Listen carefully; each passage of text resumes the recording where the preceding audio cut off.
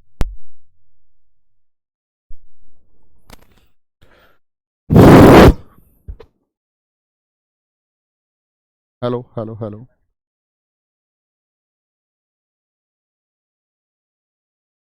क्या परेशानी क्यों है ये तो बताओ भाई। यार रोज मतलब बच्चों को कितना खराब लगता होगा। कैसे ऐसे फ्लुएंट पढ़ाया, ये तुम्हारा काम है भाई। इसको तो एटलीस्ट अच्छा रखो ताकि इनको दिक्कत नहीं हो। ये चेकिंग क्यों नहीं करते हो टाइम पे? क्लास के दिखना चाहिए ना कि क्या दिक्कत है। अब इसमें क्या करूं मैं, ये बताओ मैं क्या कर सकता हूँ?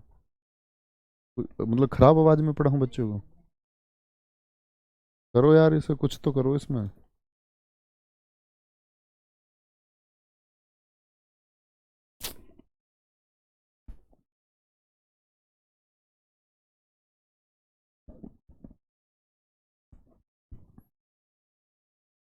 अभी ठीक है भाई साहब, आवाज बताएंगे एक बार, really sorry.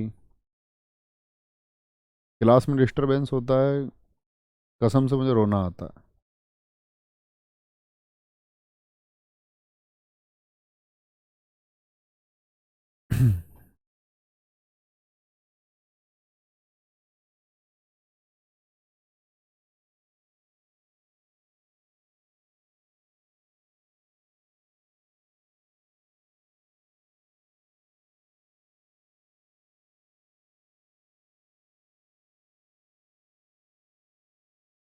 Hello hello hello hello hello hello hello hello.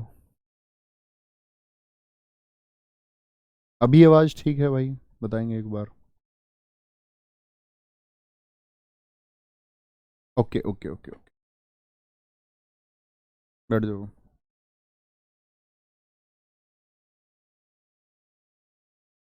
Chittorgarh के अभियान की बात करते हैं तो चित्तौड़गढ़ के अभियान में ये कहा जाता है कि पहले आक्रमण में जब इन दोनों की मीटिंग हुई, हकीकत ये है कि राणा रतन सिंह जी की और जो मुलाकात होती है, तो उसमें अलाउद्दीन खिलजी छल कर देता है और राणा रतन सिंह जी को कैद कर लेता है। और कैद के बदले में मांगता है रानी पद्मिनी को, कि रानी पद्मिनी मुझे दी जाए। ठीक है, तो ऐसी डिमांड वो रख, समझे बात को? तो यहाँ पर इनके दो सेनापति हैं। किनके सेनापति थे? राणा रतन सिंह जी के सेनापति हैं गोरा और बादल, जो लड़े। ठीक है, तो इनका बहुत शानदार सा किस्सा आता है। अभी आवाज ठीक आ रही होगी तो बताएंगे एक बार।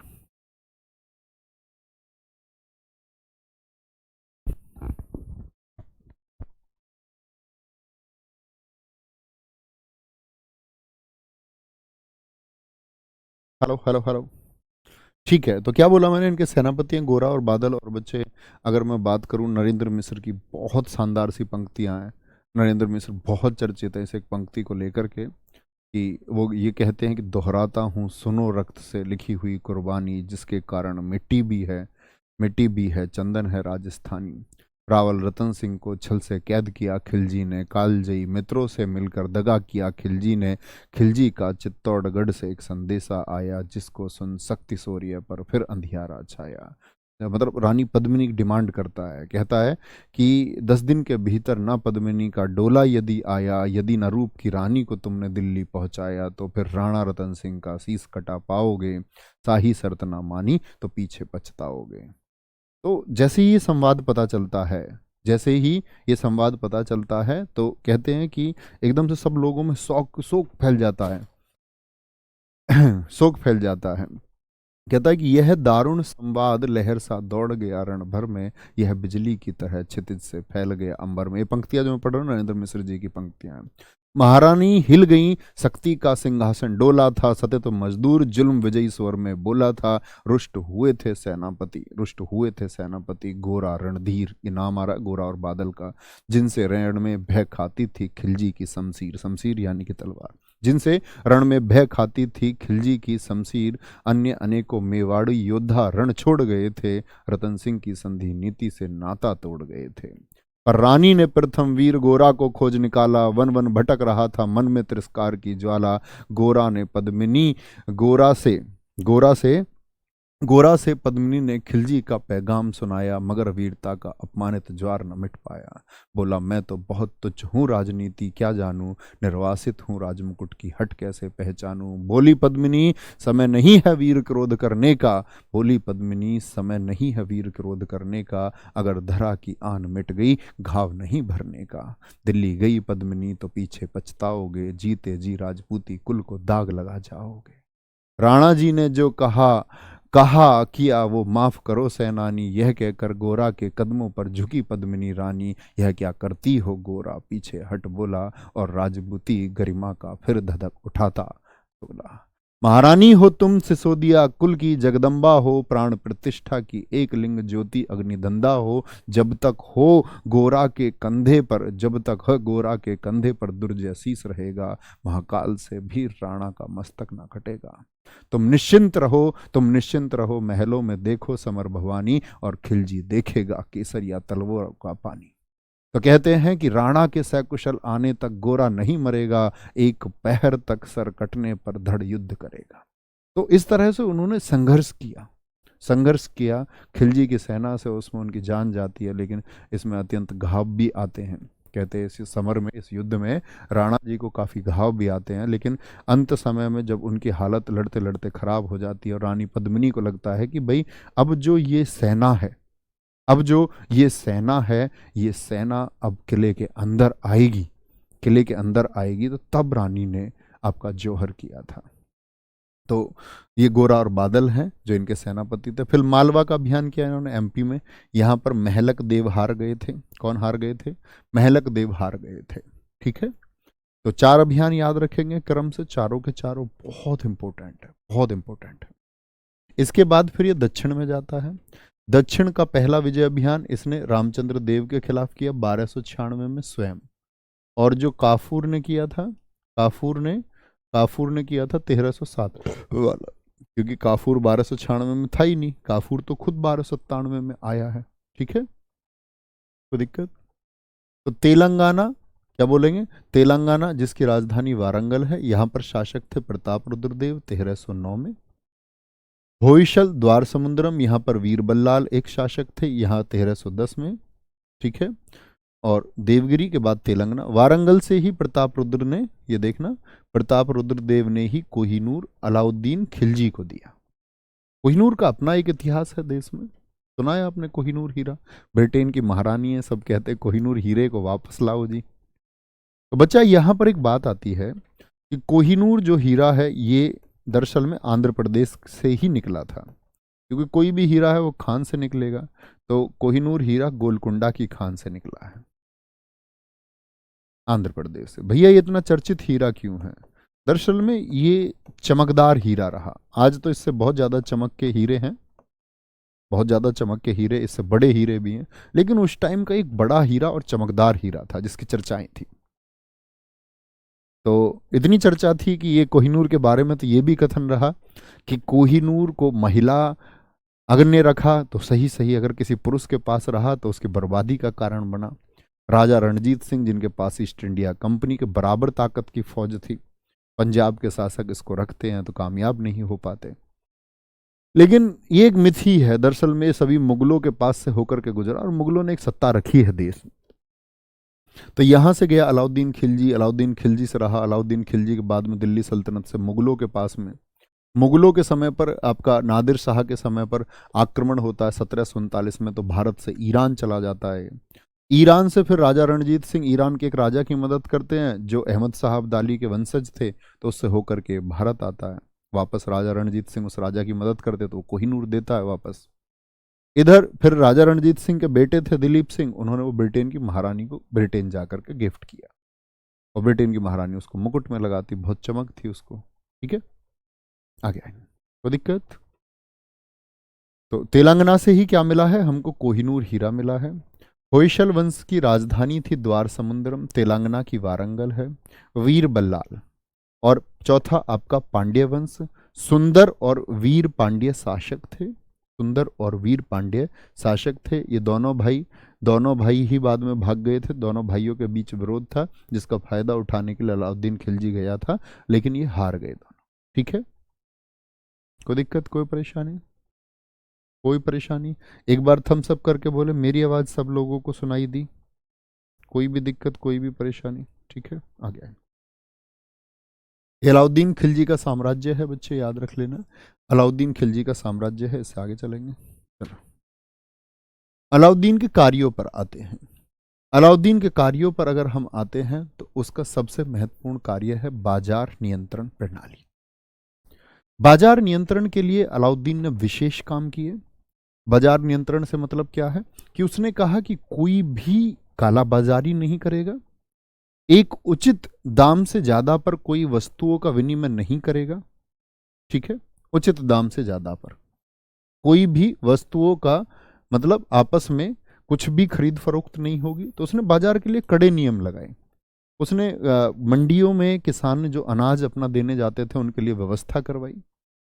उसने बोला कि जाकर के एक उचित रेट पर तुमको किसान का ही खरीदना होगा। ऐसा नहीं कि किसान के तुम कम में खरीद लो, और तुमको एक उचित रेट पे फिर बेचना भी होगा। ऐसा नहीं है बहुत ज्यादा हाई रेट में बेच दोगे उच्च मूल्यों पर।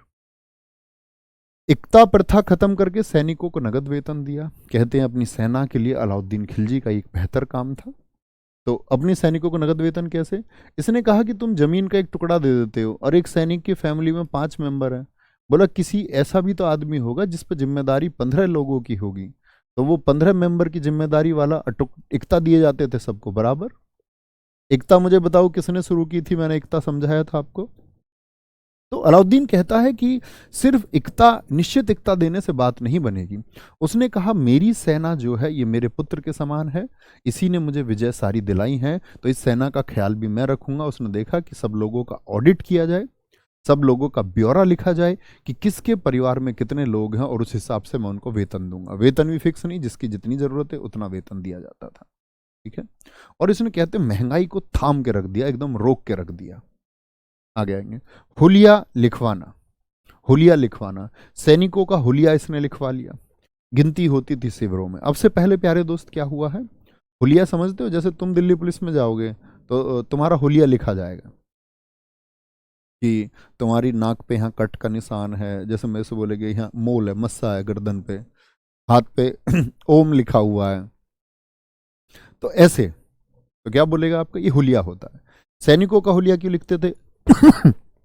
एक कमांडर आता, जैसे 100 शिविर में सैनिक है एक, तो 100 के 100 की गिनती करता। अच्छा, जिसके गर्दन पे मस्सा है वो बाहर आ जाओ, जिसकी नाक पे कट है वो बाहर आ जाओ। हुलिया तो उसी के पास होता था और वो उनको मार्क करता रहता। इससे समस्या ये खत्म हो जाती थी कि बाहरी आदमी नहीं कर सकता था। मैंने आपको बताया था कि आचार्य चाणक्य और चंद्रगुप्त मौर्य सिकंदर के शिविरों में पहुंच के उन्होंने कहा कि व्यास नदी को पार मत करना, और सिकंदर की सेना के अंदर एक मैसेज फैल गया कि व्यास नदी पार करेंगे तो मारे जाएंगे। तो वो घुसपैठ इसने रोक दी अपनी सेना को मजबूत करने के लिए। समझ पाए? घोड़ा दागने की प्रथा, घोड़ा इसलिए दागा, बोला कि जो घोड़ा रखता है अतिरिक्त घोड़ा भी रख सकता है। घोड़े का वेतन जो होता था वो सैनिक के वेतन के बराबर था। आदमी को जितना वेतन, घोड़े को भी इतना ही वेतन। तो जब इतना अच्छा पैसा दिया इसने कि मैं घोड़े का इतना वेतन तुमको दे रहा हूं सेना की सेवा के लिए, इससे भाई सब सवारी मत ढोना। लोग क्या करते थे, युद्ध की स्थिति नहीं होती तो हल्की हो या भारी, और 10 रुपए सवारी, और पहले लेडीज सवारी, तो लोग सवारी ढो देते थे। बोले युद्ध तो चल ही नहीं रहा है, राजा वेतन भी दे रहा है, क्यों ना एक दो सवारी ही ढो दें इससे। तो उसने कहा नहीं, युद्ध का घोड़ा उसमें चल के, तांगे में चल के कमजोर हो जाता है। हाँ, 3 बजे प्रैक्टिस सेट होगा भाई साहब आज। घोड़ा दागने की प्रथा। भू राजस्व बहुत पूछा जाता है, दिल्ली के किस सुल्तान ने भू राजस्व को 50% यानी 1/2 कर दिया? ठीक है, क्या बोलोगे? स्वराज नहीं, राजस्व कर है, राजस्व कर, लैंड रेवेन्यू। स्वराज कर नहीं, राजस्व कर।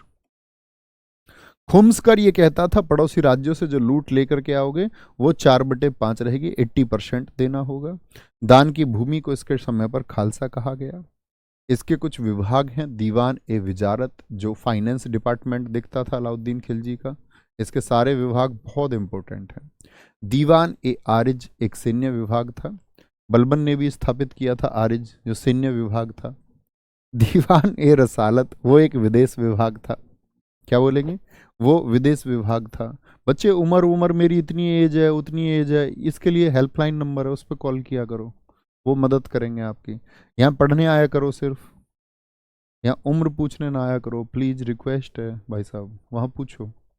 सर घोड़ा पैसे का क्या करेगा? अरे घोड़ा पैसे का क्या करेगा, घोड़े का मालिक तो करेगा ना, उसको एक घोड़े के लिए वेतन दिया जाता था। घोड़ा पैसे का, भैंस को अगर हम कहते भैंस 1 लाख रुपए की है तो भैंस पैसे का कुछ करती है क्या? उसका मालिक करता है, मूर्ख इंसान। चलो भाई।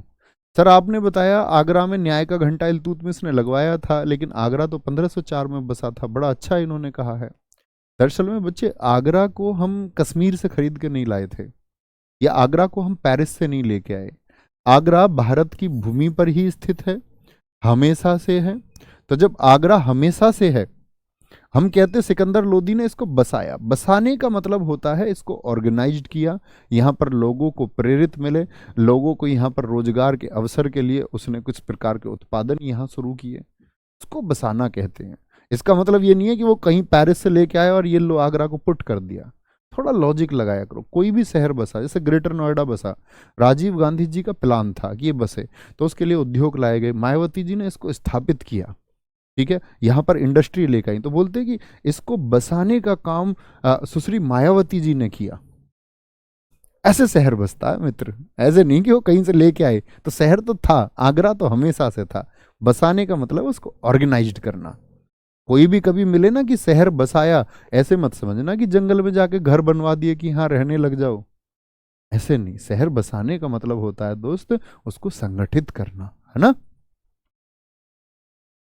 कोई दिक्कत? दीवान रसालत विदेश विभाग था, दीवान रियासत बाजार नियंत्रण के लिए था। मंडियों के प्रमुख को सहनाई मंडी कहते थे। जो मोपता मापतोल को देखता था उस अधिकारी को नाजिर कहते थे, और इस नाजिर नाम के अधिकारी को शक्तियां दी गई।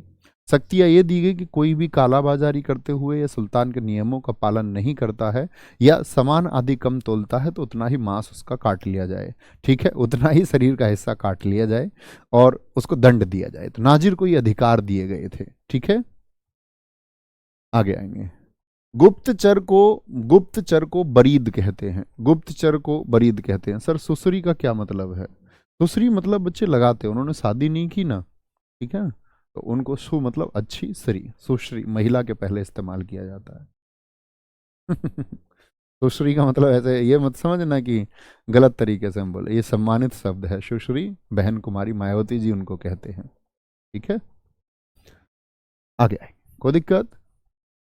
मंडियों के प्रमुख को सहनाई मंडी, मापतोल के अधिकारी को नाजिर कहा जाता है, और गुप्तचर को बरीद कहते हैं। क्या बोलेंगे? गुप्तचर को बरीद कहते हैं। कोई दिक्कत, कोई परेशानी? आगे आगे। सर कोई कोई बच्चा बिल्कुल छोटे बच्चे की तरह बात करता है। हाँ जी, मूर्ख है ये। कुछ तो जानबूझ के बात करते हैं, बड़े होके भी मैच्योर नहीं, और कुछ होते नहीं है मैच्योर, कुछ बुद्धू ही होते हैं, वो पूरी जिंदगी भी बुद्धू ही रहेंगे। बहुत बढ़िया दानवीर सिंह जी, बहुत प्यार मिला आगरा। अलाउद्दीन खिलजी की मृत्यु कब हुई? अलाउद्दीन खिलजी की मृत्यु हुई, पेट का रोग है, जलोदर रोग, ठीक है, खाना पचना ही बंद हो गया। क्या बोलोगे? और खाना पचना ही बंद हो जाए, पेट खराब हो जाए, तो बार बार जाएं वॉशरूम में, तो अलाउद्दीन खिलजी ऐसा समझ लो दस्त से मर गए। अलाउद्दीन खिलजी के निर्माण कार्य, हजार खंबा महल किसने बनवाया? दिल्ली के निर्माण कार्य हैं। कहाँ के? दिल्ली के निर्माण कार्य हैं, याद रख लेना। अलाउद्दीन खिलजी ने जो निर्माण कार्य कराए वो दिल्ली में कराए। हजार खंबा महल बनवाया। सीरी का किला, सीरी के किले के लिए पूछा जाता है कि सीरी का किला अलाउद्दीन खिलजी ने क्यों बनवाया था? तो किस लिए बनवाया था? वो मंगोल आक्रमण से बचने के लिए। और सीरी के किले को ही इसने अपनी सैन्य राजधानी बनाया। दरअसल में मंगोल जो है, मंगोल वो दिल्ली में प्रवेश कर गए थे, दिल्ली में अंदर तक आ गए थे अलाउद्दीन खिलजी के समय, तब उसने यहाँ पर अटैकिंग पॉइंट बनाया एक, मंगोल आक्रमण से बचने के लिए, ये और अंदर ना आ पाए, तो इसको यहाँ पर सेना स्थापित की थी इसने मंगोल आक्रमण से बचाव के लिए, ठीक है। जमैयत खाना मस्जिद किसने बनवाई? इसी ने बनवाई दिल्ली में। अलाई दरवाजा जो कुव्वतुल इस्लाम मस्जिद है, मुझे बताओ कुव्वतुल इस्लाम मस्जिद किसने बनवाई थी? ऐबक ने बनवाई थी। क्या बोलोगे? ऐबक ने, ठीक है, वो दिल्ली की पहली मस्जिद थी। उसका जो साउथ गेट है वही अलाई दरवाजा। हौज खास दिल्ली में किसने बनवाया? अलाउद्दीन खिलजी ने बनवाया, ठीक है मित्र। इतनी बात में कोई परेशानी, कोई दिक्कत? आगे आएंगे, सॉरी नोट कर लो, कोई बच्चा कर रहा हो तो आगे चलेंगे। वेरी गुड, बहुत शानदार। नितेश यादव जी बहुत सारा थैंक यू। अगेन कोई दिक्कत कोई परेशानी? हजार खंबा महल, सीरी का किला, जमैयत खाना मस्जिद, अलाई दरवाजा, कुव्वतुल इस्लाम मस्जिद और हौज खास, ये अलाउद्दीन ने बनवाए हैं। ठीक है। अलाउद्दीन के बाद गद्दी पर मलिक काफूर 36 दिन के लिए गद्दी पर बैठा है। सबसे इंपॉर्टेंट बात है दोस्त, बहुत कम लोगों को पता होता है, बहुत कम लोगों को पता होता है कि अलाउद्दीन के बाद में मलिक काफूर ने भी शासन किया था। और ऐसे ही शासन नहीं किया, जो अलाउद्दीन है ना, उसने उसने खिज्र खां और सादी खां, खिज्र खां कौन है? अलाउद्दीन खिलजी का बेटा था। खिज्र खां और सादी खां, ये दोनों कौन थे? ये दोनों अलाउद्दीन खिलजी के बेटे थे और अलाउद्दीन खिलजी के बेटों की हत्या कर दी। खिज्र खां याद है ना?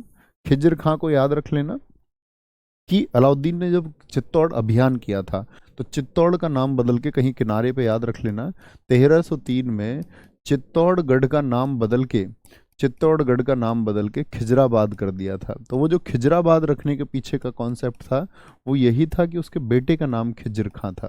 ठीक है। 1303 में क्या कर दिया गया? चित्तौड़ का नाम खिजराबाद। तो खिज्र खां उसका एक बेटा था और सादी खां। तो अलाउद्दीन खिलजी की जब मौत हो गई 1316 में, तो उसके बेटे आने चाहिए थे, उसके बेटे आने चाहिए थे। ठीक है। तो जब उसके बेटे आने चाहिए, तो अलाउद्दीन खिलजी का जो सेनापति मलिक काफूर, उसकी शक्ति इतनी बढ़ चुकी थी कि तुम सोचना, उसने इसके बेटे को बेरहमी से मारा, सादी खां का उसने अंग अंग कटवाया। और खिज्र खां की भरे दरबार में इतिहासकार इसामी ने लिखा है कि आपका खिज्र खां की आंखें ऐसे निकाली जैसे कटोरी से कोई आइसक्रीम निकाल रहा हो। भरे दरबार में आंखें निकाल ली किसकी? आपका खिज्र खां की, और इसको मरवा दिया। मलिक काफूर के खिलाफ भी षड्यंत्र होता है, 36 दिन ही बैठ पाया। सब लोगों ने कहा एक हिजड़ा शासन नहीं कर सकता। मलिक काफूर के बाद गद्दी पर आया मुबारक शाह खिलजी। कौन आया? मुबारक शाह खिलजी आया। ठीक है। अच्छा, मुबारक शाह खिलजी जो आता है, ये खिलजी वंश का ही वंशज है, अलाउद्दीन का बेटा है। तो मुबारक शाह खिलजी जो ये गद्दी पर आया, इसको हम पागल बादशाह कहते हैं। तो ये रहा आपका 1316 से 1320। तो मैंने क्या बोला? पहले जलालुद्दीन खिलजी कब तक शासन करता रहा? वो बच्चे 1290 से 96 तक। ठीक है। और अलाउद्दीन खिलजी कब से कब तक बताया मैंने आपको? 1296 से 1316। अलाउद्दीन खिलजी के बाद में मलिक काफूर 36 दिन के लिए, जानकारी हमको मिलती नहीं है। मुबारक शाह खिलजी जो आया, ये एक पागल बादशाह है। इस बार एसएससी सीजीएल 2023 प्रीलिम्स में क्वेश्चन पूछा गया है कि मुबारक शाह की मौत का कारण बना। इसी मुबारक हसन को हम खुसरो खां भी कहते हैं। खुसरो खां क्या है इसका? मुबारक हसन का अन्य नाम है, अन्य नाम है इसका। किसका? मुबारक हसन का। तो खुसरो खां ने मुबारक शाह की मौत क्यों की? मुबारक शाह खिलजी को क्यों मारा? मुबारक शाह खिलजी प्यार करने लग गया मुबारक हसन से। मुबारक को मुबारक से प्यार हो गया। यही गलती मैं बार बार करता हूं, आदमी हूं, आदमी से प्यार करता हूं। आदमी को आदमी से प्यार हो गया। आदमी को जब आदमी से प्यार हो गया, और आदमी भी ऐसा मुबारक शाह खिलजी कि औरतों के कपड़े पहन के आ जाए, पेटीकोट ब्लाउज पहन के आ जाए दरबार में, कभी खाली पेटीकोट में ही आ जाए, और इसका मन करे तो कभी कभी खाली ब्लाउज में ही आ जाए, और कभी कभी ना पेटीकोट ना ब्लाउज, नंगा दरबार में भागे, दौड़ लगाए इधर से इधर। हमने कहा यार बड़ी आफत आई है, ये क्या बवाल, क्या तूफान आया है। अब सोचो सब लोग बचेंगे ऐसे आदमी से, सीधी सी बात है। अब ये बचे तो सही, ये जो मुबारक हसन है, इससे प्यार और कर बैठा ये। मुबारक हसन के ऐसे हाथ डाले, अब सुल्तान मना कर नहीं सकता, ऐसे हाथ डाले, बोले यार मुबारक आज दरबार में भाग मेरे साथ, तू भी नंगे एकदम। इसने सोचा यार ये अच्छी आफत है, इसे कह रहा मेरे पारी कर गाल पे, और आलिंगन करे। इतिहासकारों ने लिखा उसको आलिंगन करता, भरे दरबार में सब लोगों के सामने चुंबन करता उसको। इसने कहा बेटा तेरा केस खत्म करना पड़ेगा। मुबारक हसन ने गला काट दिया सोते हुए मुबारक शाह खिलजी का। बोला जिंदगी तो खत्म हो जाएगी और क्या, इससे ज्यादा तो कुछ नहीं होगा, इतनी दुर्गति कर रखी है इसने। तो कहने का मतलब है अंतिम शासक जो ये मुबारक शाह खिलजी है, मारा गया मुबारक हसन के द्वारा। ये रहा पागल बादशाह। स्वयं को खलीफा घोषित करने वाला और कहने वाला दिल्ली का पहला सुल्तान था मुबारक शाह खिलजी, MS खिलजी। ठीक है, ये बात क्यों इंपॉर्टेंट है? इसने कहा अब तक क्या था, इस्लाम जगत में खलीफा को माना जाता था कि भाई खलीफा सर्वोपरि है, उसके आदेशों को सब लोग मानते थे इस्लाम जगत के लोग। इसने कहा कोई नहीं खलीफा पलीफा, आई एम द ओनली खलीफा। और कह करके इसने स्टेटमेंट बोला मैं किसी की नहीं सुनूंगा, इसीलिए इसको पागल कहते हैं, कहते हैं कि इसको कोई काम ही नहीं था। ये बच्चे एक स्टेटमेंट आता, मार्को पोलो इटली से एक यात्री आया था, वो अलाउद्दीन खिलजी के समय पर आया था। ये अलाउद्दीन खिलजी में ही लिख लेना, अलाउद्दीन खिलजी के समय पर। तो खिलजी वंश समझे, मुझे बताएंगे तो पहले गुलाम वंश था, गुलाम वंश के बाद में बच्चे फिर खिलजी वंश आया, अलाउद्दीन खिलजी इसका सबसे ताकतवर शासक हुआ, इसके बाद ये वंश बिखर गया। कहने का मतलब है कि अंतिम शासक मुबारक शाह खिलजी की मौत हो गई। मौत हो गई तो गद्दी पर कौन आया? तुगलक वंश आया। तीसरा वंश कौन सा है बोलेंगे? वेरी गुड वेरी गुड, बेटा पढ़ लो। अयोध्या कब आएंगे? आपको लाज आनी चाहिए अपने जन्म पर, आपको लाज करनी चाहिए कि माता पिता क्या सपना देखते हैं, आपको लाज करनी चाहिए उनकी स्थिति की कि आप उसको कब सुधारेंगे। आप फोकस की जगह ये लिखते हैं कि जी आप अयोध्या कब आएंगे, स्टैटिक जीके कब चलेगी। आपने जब पिछली क्लास नहीं की मित्र, मैं बता चुका हूं कब स्टैटिक जीके चलेगी। हरियाणा में मीटअप कब कर रहे हो? मीटअप की पड़ी है सबको। भाई साहब जब मीटअप पड़ेगा या मीटअप जब कभी आएगा वो इन्फॉर्म तुमको कर दिया जाता, आएंगे तो ठीक है, वहां आ जाएंगे, बात खत्म। ठीक है, उसके लिए कमेंट सेक्शन में मत लिखा करो प्लीज, प्रार्थना है। सोच लो एक दिन रोओगे बेटा, कोई नहीं समझेगा, मान लो मेरी बात, पढ़ लो। तुगलक वंश 1320 से 1414, इनको ब्लॉक करे कर। जो ये पढ़ाई के अतिरिक्त कोई भी बात करता है ना, ये कि यहाँ मीटअप फलाना, इनको ब्लॉक कर देकर। जो सिर्फ पढ़ रहा है उस बच्चे को छोड़, हम देखेंगे। अब तुम्हारा वही इंतजाम है ना, लातों भूत बातों से नहीं मानते, डंडे से तो पढ़ोगे। ये सब ब्लॉक कर, शोभित यादव को, अंकित चौधरी सर ने RW की छोड़ा, मारे सब ब्लॉक। इसको अपने पढ़ने से मतलब नहीं है, इधर उधर की बात करने वालों को ब्लॉक कर, इनके कमेंट नहीं दिखने चाहिए। तुम्हारा इंतजाम करता हूं अब सबका। अब ठीक है, अब बोल के दिखाओ कोई। हाँ, बड़ा मजा आया, यही इंतजाम है तुम्हारा, प्यार से नहीं समझते हो। आते तुगलक वंश, तीसरा वंश है। कब से कब तक? मैंने आपको बोला था दोस्त, सबसे बड़ा शासनकाल दिल्ली पर किसने किया है?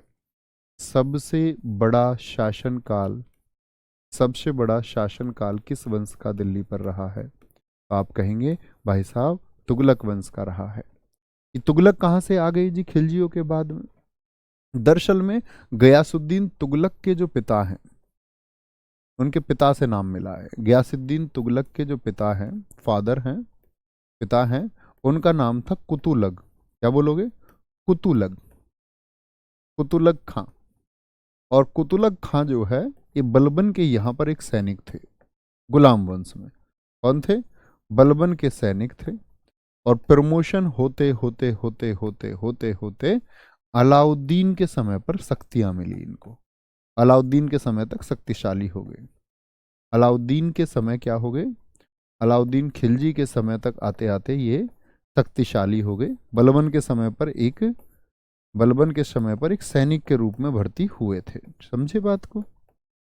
कोई दिक्कत?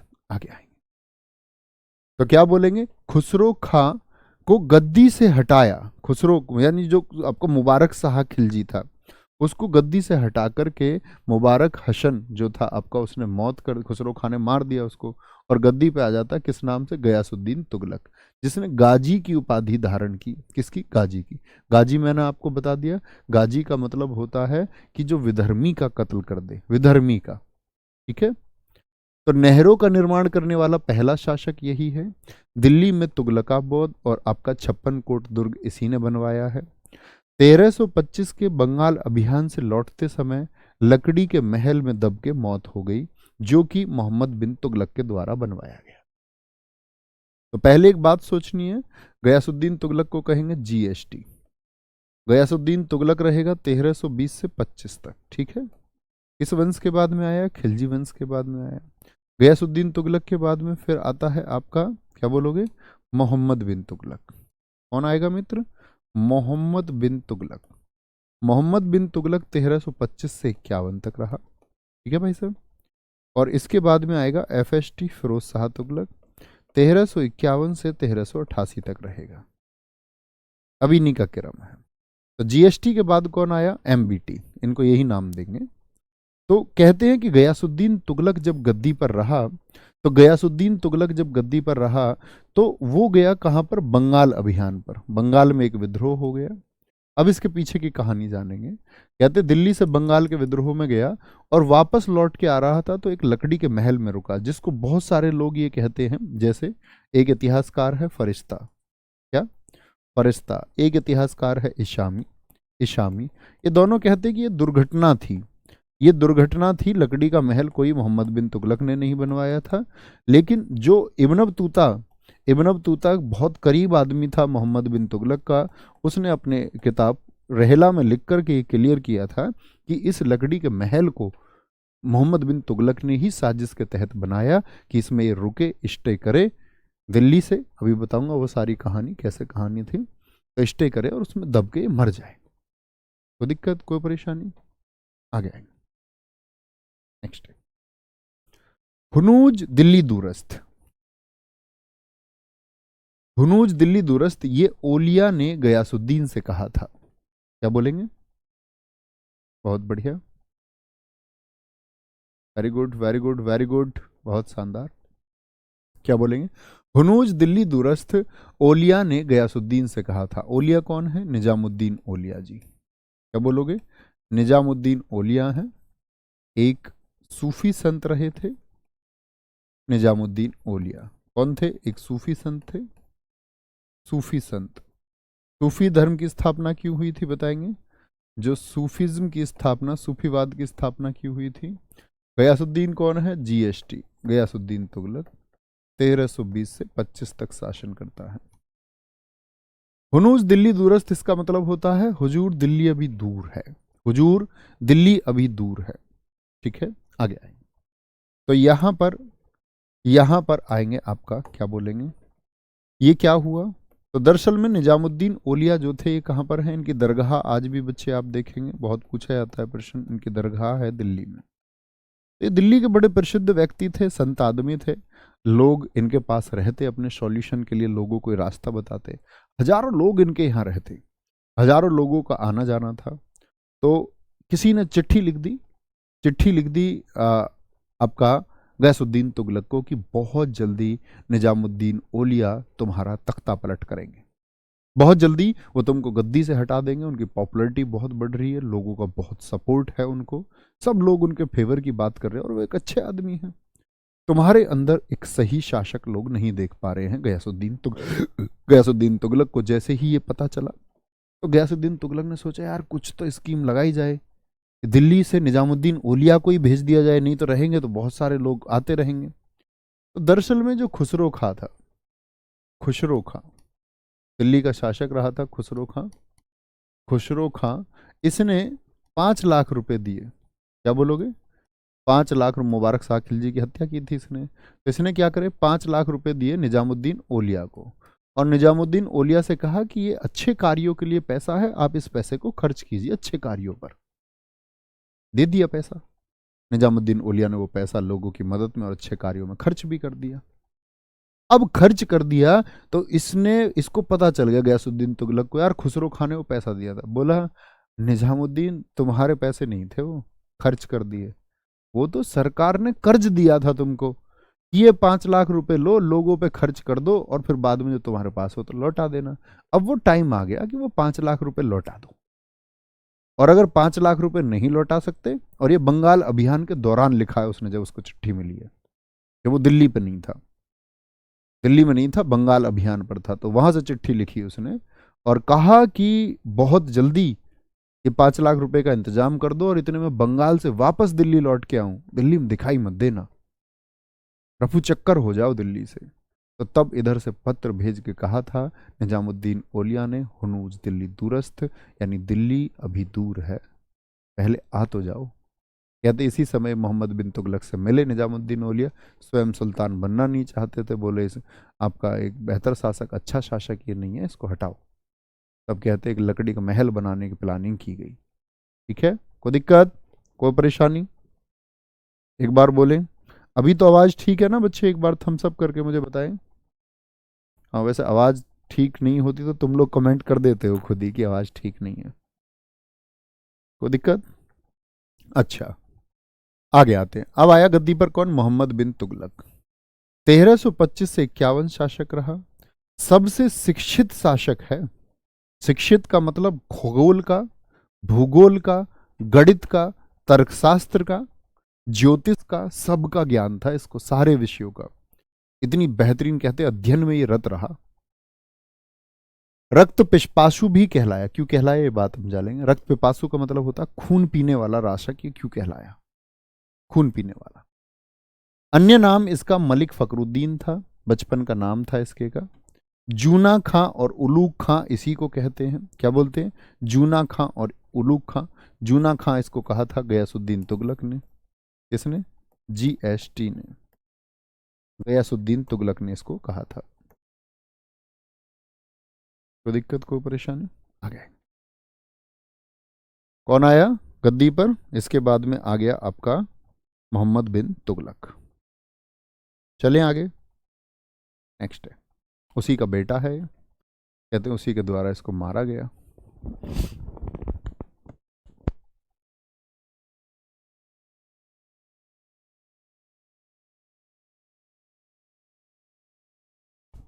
आगे आएंगे, समझ गए? तो गयासुद्दीन तुगलक के बाद में गद्दी पर कौन आया? मोहम्मद बिन तुगलक आया। मोहम्मद बिन तुगलक बेटा है किसका? मोहम्मद बिन तुगलक बेटा है किसका? आपका गयासुद्दीन तुगलक का। अब यहां पर एक बात समझे। दरअसल में दोस्त हुआ क्या?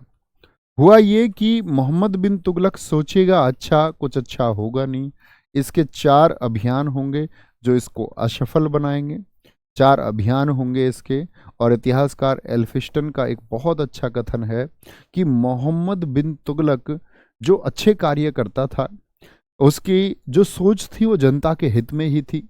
वह जनता के लिए कुछ बेहतरीन करना चाहता था, लेकिन अंततः उसको लोगों से मुक्ति मिली और लोगों को उससे। इसने लोगों का, कहते हैं कि लोगों की दृष्टि में तो ये हो गया कि यार ये खून पीने वाला शासक है, और ये लोगों के लिए अच्छा करना चाहता था, ये लोगों से परेशान हो गया, तो इसको लोगों से मुक्ति मिली और इसको लोगों से। ठीक है, कोई दिक्कत?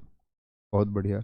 भैया जी, मार्को पोलो की किताब का क्या नाम है? मार्को पोलो की बच्चे किताब है the traveller of Marco Polo, उसने अपना यात्रा वृत्तांत लिखा है। ठीक है।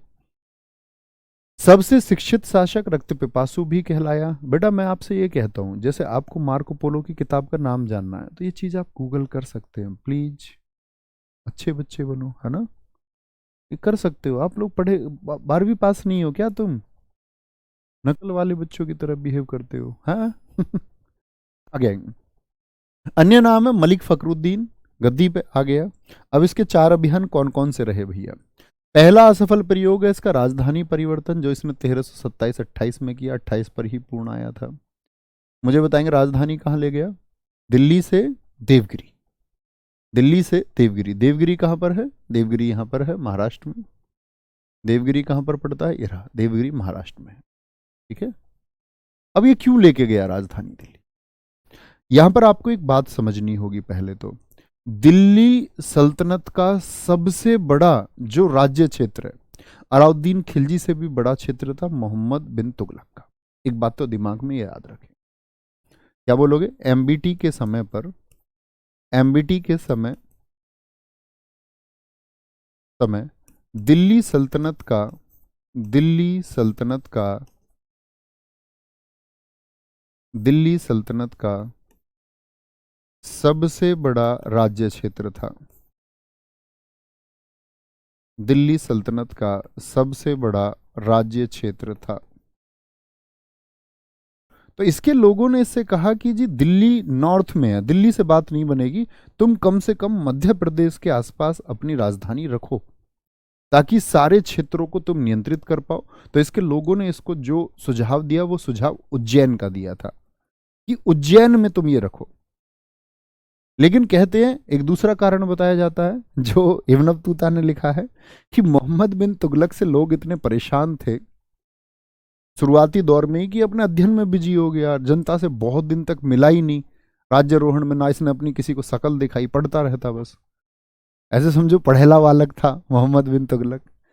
तो लोगों से इसकी कनेक्टिविटी नहीं रही, तो कुछ शरारती लोगों ने इसके नाम पे पत्र लिख दिया और मोहम्मद बिन तुगलक को गालियां दे दी, हाथ लिख लिख के, और नाम बदल बदल के पत्र लिख दिए, फर्जी नाम से लेटर लिख दिए, इतना परेशान कर दिया। कहता है इब्न बतूता दिल्ली में चलन लिख गया मोहम्मद बिन तुगलक के नाम पत्र लिखने का। लोग पत्र कोई खोले गाली गाली गाली गाली, और फिर नीचे कुछ और नाम, वो कहे इसको ढूंढ के लेके आओ, उसको ढूंढ के लेके आओ, गुप्तचर लगा लिए, पता ही नहीं चला। लोगों ने इतनी मक्कारी कर दी इसके साथ में। इसने बोला बेटा तुमको सबक सिखाता हूं, बोला जितने भी लोग हैं वो सारे के सारे संदूक उठा लो अपने, और कहाँ चलो, सिर पे संदूक रख के देवगिरी चलो, महाराष्ट्र, अपनी राजधानी वहां बनेगी। अब कुछ लोग कहते हैं इसके पीछे इसने अपने लोगों का ध्यान रखा, रास्ते में लोगों के लिए प्याऊ सराय सारी चीजों की व्यवस्था की, उसने यहाँ पर जमीनों की व्यवस्था की, खेती योग्य जमीन की व्यवस्था की। तो कहते हैं यार ऐसा तो नहीं, गालियों की बात तो सही नहीं रही होगी, नहीं तो लोगों के लिए व्यवस्था थोड़ी करता, राजा था सीधे दंड देता। ठीक है, आगे आए। तो 1327 में क्या किया इसने, राजधानी महाराष्ट्र की, लेकिन वहां जाकर के इसने देखा कि वहां पर प्लेग बीमारी फैल गई और लोग बीमार रहने पड़े, लोग उदास रहते। उसने कहा यार यहाँ तो लोगों का मन ही नहीं लग रहा है, ये तो लोग खुशी नहीं है, बीमारी फैल गई है, क्या किया जाए। 1335 में उस लोगों ने बताया जी राजधानी लोगों का मन नहीं लग रहा, दिल्ली वापस जाए। कह रहा संदूक सिर पर रखो और चलो वापस। आगे आएंगे, बोले वापस चलो, तो वापस चल दिए, क्या बोलेंगे, फिर इसको वापस ले गया। ठीक है, दिल्ली से देवगिरी, देवगिरी का नाम बदल के इसने क्या कर दिया था, दौलताबाद कर दिया था। ठीक है, दौलताबाद कर, आगे आएंगे, बोलेंगे भाई कोई दिक्कत कोई परेशानी। बोलेंगे फटाफट से, कोई परेशानी, आगे आएंगे। सांकेतिक मुद्रा, टोकन करेंसी। आज आप सब लोगों ने 10 रुपए का नोट देखा है, हाँ जी देखा है। 10 रुपए की कीमत कितनी होती है, 10 रुपए के नोट की कीमत कितनी होती है, तो बोलेंगे 10 रुपए की नोट कीमत भैया 10 रुपए ही होती है, 10 रुपए ही होती है। लेकिन उस टाइम पे ऐसा नहीं होता था, उस टाइम पे चांदी और सोने के सिक्के चलते थे जिनके रेट कम नीचे होते रहते थे, एक फिक्स वैल्यू के मनी नहीं थी। ये 10 रुपए का तो इसकी कीमत 10 रुपए। एक सोने का सिक्का होता था मान को किसी के पास, कभी उससे 1 सेर गेहूं आ जाता और कभी बाजार में ये चल जाता इस सोने के सिक्के से 2 सेर गेहूं आएगा। तो ऐसा होता रहता, यानी रुपए की कीमत जो थी वो निश्चित नहीं थी। ठीक है, क्या बोलेंगे, बोलेंगे भी फटाफट से, सर जी कोई मेरा कोर्स चेंज नहीं कर रहा, मेरा कोर्स बंद कर दो भाई, इसका बंद कोर्स। नहीं ये पूरी रात कर देगा लिखते लिखते। कर दो इसका बंद, इसकी इच्छा पूर्ति करो बच्चे की, जब बार बार कमेंट कर रहा है तो इसका नाम लो, बच्चे की हेल्प करो इसकी, ठीक है ना, कराना, नाम देख लो, नंबर निकाल के हेल्प करो। सांकेतिक मुद्रा 1329। तो इसने टोकन करेंसी एक टाइम से पहले सोच ली, उस समय हिंदुस्तान में कोई नहीं सोच रहा था। इसने सोचा मेरे लोगों के पास एक वैल्यू रहेगी जिसकी जिस कीमत रहेगी, जिस नोट की एक वैल्यू होगी। उसने कांसे की बनाई, क्योंकि उस समय पर ईश्वर टोपा नाम का एक इतिहासकार है, ईश्वर टोपा, उसने कहा है, एसएससी ने पूछा भी है, ईश्वर टोपा ने कहा है, ईश्वर टोपा ने कहा चांदी की कमी के चलते, चांदी की कमी के चलते, कमी के चलते एमबीटी ने मोहम्मद बिन तुगलक ने कांसे की कांसे की कांसे की मुद्रा जारी की। कांसा एक अलॉय है, कांसे की मुद्रा जारी की। तो इसका बात था कि लोगों को एक वैध मुद्रा देनी है, एक फिक्स कीमत वाली मुद्रा देनी है। लेकिन जैसे ही लोगों को पता चला तो घर घर में टकसालें खुल गई, घर घर में सिक्के ढलने लगे। कहते उस समय दिल्ली में कांसे के सिक्कों का ढेर लग गया हर जगह पर। और आपको एक बात समझनी होगी दोस्त, जिस किसी ने भी रुपए या सिक्के ज्यादा छापे हैं इस पूरी दुनिया में, वो देश बर्बाद हुए हैं। मोहम्मद बिन तुगलक ने लोगों के हाथ जोड़ लिए, यार मैं तुम्हारे अच्छे के लिए कर रहा हूँ, तुम चोर जनता, तुम्हें नहीं समझ में आता कि लोग तुम्हारे लिए क्या अच्छा करना चाह रहे हैं, तुमको तो बस अपने फायदे से मतलब है। तुम सोच रहे हो हम ही कांसे के सिक्के ढाल लेते हैं। ठीक है, तो घर घर टकसाल बन गया। ईश्वर टोपा के द्वारा कहा गया कि चांदी की कमी के चलते उसने कांसे की मुद्रा जारी। ठीक है, घर घर में टकसाल, घर घर में, घर घर में, घर घर में टकसाल। क्या बोलोगे भैया? लोगों ने तो हद कर दी, उनको बस अपने अपने अपने स्वार्थ से मतलब है, बाकी दुनिया फाड़ में जाए, बाकी दुनिया कहीं भी जाए। तो 1329 में ये बेचारे का सफल हो गया। उसने सोचा यार भारत में बार बार बाहर से विदेशियों के अभियान होते हैं, तो यहाँ ईरान में, ईरान इराक वाला जो क्षेत्र है, इसने कहा इसको मैं खुद ही जीत लेता हूँ, खुद ही जीत लेता हूँ। और इसको जीत लूंगा तो फिर क्या होगा, इसको जीत के फिर मैं इस पर मतलब शासन भी करूंगा, और मेरा जो राज्य है, क्योंकि सबसे बड़ा राज्य उसका उस समय था, तो उसको सुरक्षित भी रख पाऊंगा। तो इसने यहाँ के राजाओं से बात करी, यहाँ के राजाओं से बात करी, राजाओं के जो विरोधी थे, राजाओं के जो विरोधी थे, जिसमें से एक नाम आता है आपका तरशरीन, जो ट्रांस अक्शियाना क्षेत्र था, ईरान इराक का ट्रांस अक्शियाना क्षेत्र, जिसको मैंने आपको बताया था कि चंगेज खान ने भी ट्रांस अक्शियाना पर आक्रमण किया था। याद है? थम्स अप करें एक बार। आप कहेंगे हाँ जी, ऐसा तो नहीं समझते थम्स अप करें, कोका कोला करें ऐसा नहीं। थम्स अप का मतलब हाँ जी, खुद से कमेंट सेक्शन की जरूरत है, बोल दिया करो हाँ जी, जानते हैं, फीलिंग आनी चाहिए। तो जो यहां पर शासक है आपका तरशमीर, सॉरी तरशरीर लिख दिया मैंने, तरशरीन। इससे इन्होंने बात की कि भाई कैसे मैं इस क्षेत्र को जीत पाऊंगा, तुमको भी गद्दी दिला पाऊं और उस क्षेत्र को भी जीत लूं, जीत के तुमको गद्दी दे दूंगा, मेरी मदद करो। इसने बोला जी गुप्तचर लगाओ, कमियां ढूंढो। 1 साल का टारगेट बनाया इन लोगों ने, 1 ईयर का टारगेट, 1 ईयर का टारगेट। 3 लाख की सेना तैयार की कि एक दिन चढ़ाई होगी, कहां पर? इराक पर। 3 लाख सेना, ट्रेंड सेना, वेतन पहले से दिया जाने लगा कि जाके लड़ेंगे साथी और जीतेंगे साथी, ये वाले स्टेटमेंट के साथ में। और 1 साल में इतना पैसा खर्च किया गया इन व्यवस्थाओं पे, वहाँ के गुप्तचर, वहाँ के लोगों की मदद के लिए बड़ी धनराशियां दी गई, वहाँ के स्थानीय शासक को अपनी मदद में करने के लिए आपका क्या बड़ी राशियां दी गई। और मोहम्मद बिन तुगलक चर्चा करता रहा इस बारे में तरसरीन से कि ये क्षेत्र हमको जीतना और तुमको देंगे। जैसे ही ये युद्ध होने वाला था, कहते 1 वर्ष के बाद में जो योजना बनी थी, उससे 1 सप्ताह पहले तरसरीन की मौत हो गई। तरसरीन की मौत हो गई, कम्युनिकेशन जिसके थ्रू था वही आदमी कट गया, योजना फिर से विफल हो गई। तो ये तो सोच रहा है कि मैं कुछ ठीक कर लूं, इसको भी फिर क्या कर दिया गया, निष्फल कर दिया गया। कराचिल अभियान हिमालय और चीन में किया, हिमालय और चीन पर, यहाँ इसको मार गया। इसका एक खुसरो मलिक नाम का इसका एक सेनापति था। तो इसने बोला कि यार चल ये क्षेत्र तो रह गया, तो एक काम कर लेते हैं हम, ये इससे बाद का अभियान है। कराचिल अभियान की अगर मैं वर्षों की बात करता हूँ, तो कराचिल अभियान के वर्ष हम कहेंगे 1334-35 का अभियान है।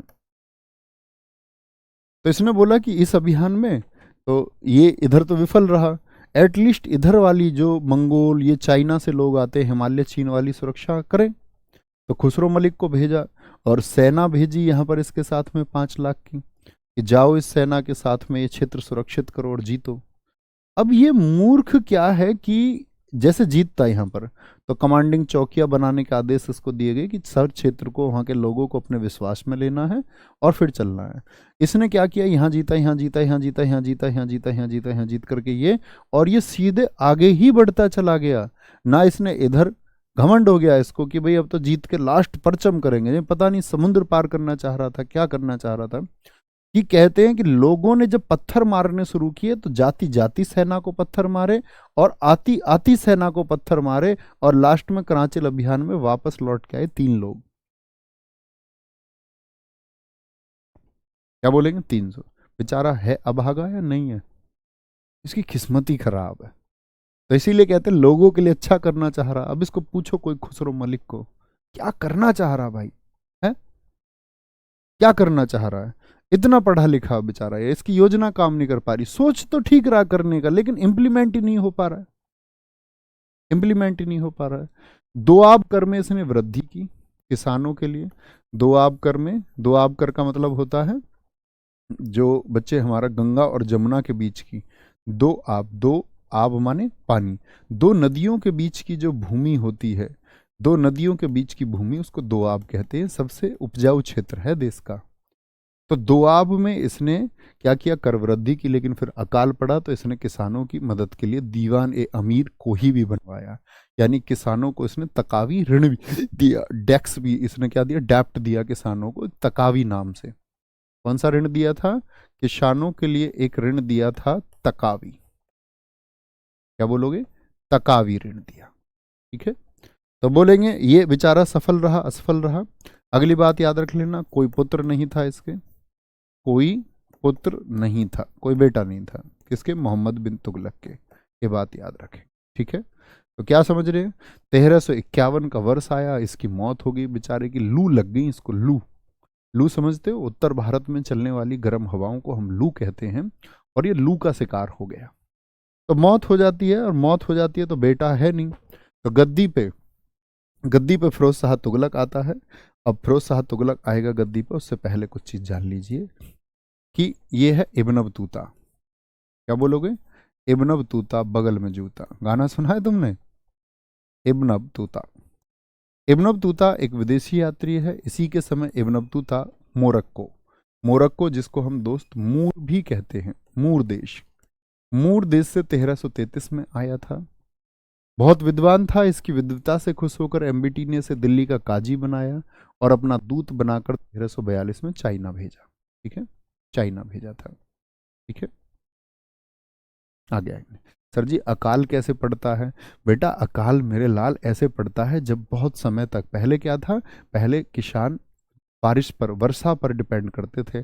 जब बहुत समय तक वर्षाएं नहीं होती थी तो फसल नहीं हो पाती थी, फसल नहीं हो पाती तो लोगों के पास खाने की जैसी व्यवस्था ही नहीं होती। ठीक है, इंपोर्ट एक्सपोर्ट तब होते नहीं थे तो लोग भूखे मरते थे, उसी को अकाल कहते हैं। ठीक है, चलो जी। सर जी जब इसको लू लग गई थी तो इसको किसी ने आम पन्ना नहीं पिलाया। बहुत बढ़िया जी, कोई दिक्कत कोई परेशानी, बोले एक बार। हाँ, लू की लपट लग गई इसको, कोई दिक्कत कोई परेशानी भाई इस बात में, आगे आएंगे। नेक्स्ट, आगे आएंगे।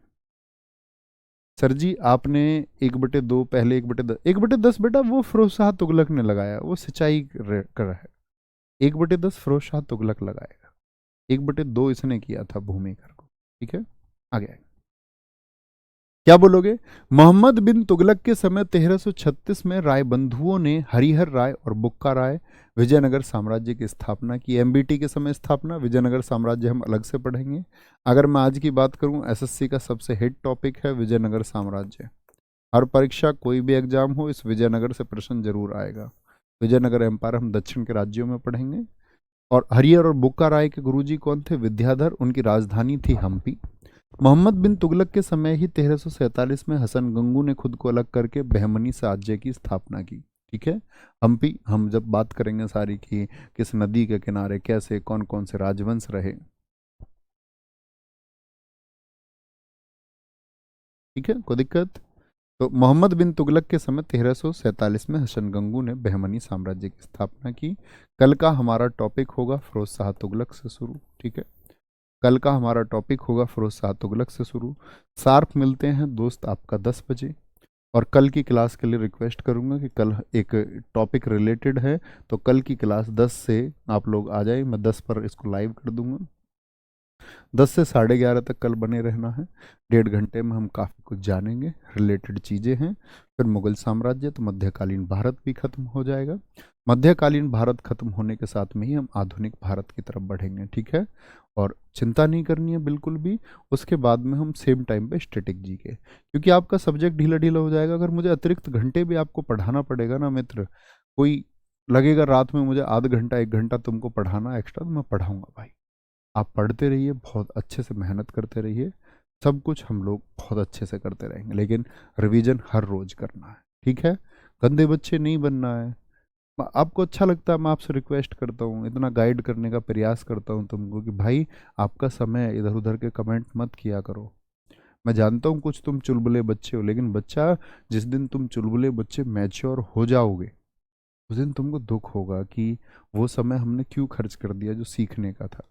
आप कभी देखना, जो लोग कामयाब नहीं हो पाते वो पता है क्या कहते हैं, यार ठीक टाइम पर पढ़ाई कर ली होती तो आज हम भी ठीक स्थिति में होते। बाद में सिर्फ पछताने को रह जाता मित्र। तो आपको अपने जीवन में पछताना ना पड़े, इतनी मेहनत हर रोज करो, ठीक है। ध्यान रखो। Very good. जय हिंद, जय भारत, जय मां सरस्वती। Thank you.